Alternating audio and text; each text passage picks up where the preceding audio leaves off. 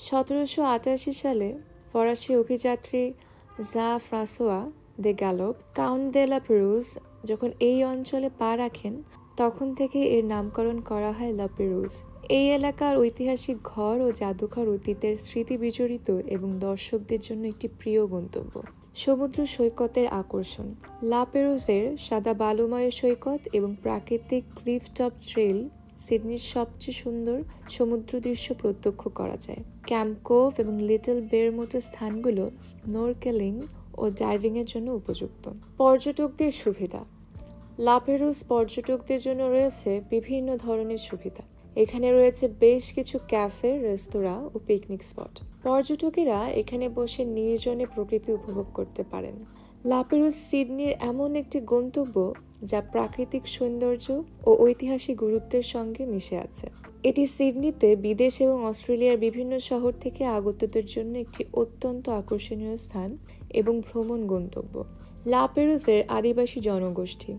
লা পেরুজের আদিবাসী সংস্কৃতি একটি সমৃদ্ধ ইতিহাস এবং ঐতিহ্যপূর্ণ যা স্থানীয় আদিবাসী বা অ্যাবরিজিনাল জনগোষ্ঠীর জীবনে একটি গুরুত্বপূর্ণ অংশ।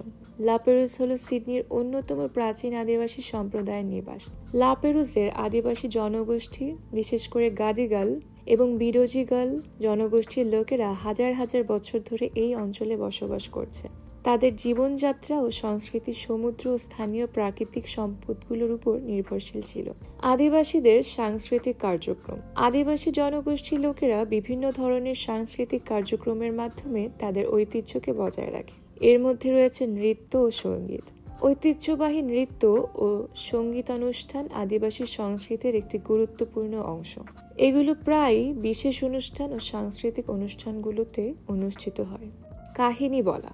মৌখিকভাবে বলা হয় এবং কিংবদন্তি রচনা আদিবাসী ঐতিহ্যের একটি গুরুত্বপূর্ণ অংশ। স্থানীয় জনগণ তাদের সম্প্রদায়ের গল্প ও ইতিহাস পরবর্তী প্রজন্মের কাছে পৌঁছে দেয়। শিল্প ও হস্তশিল্প।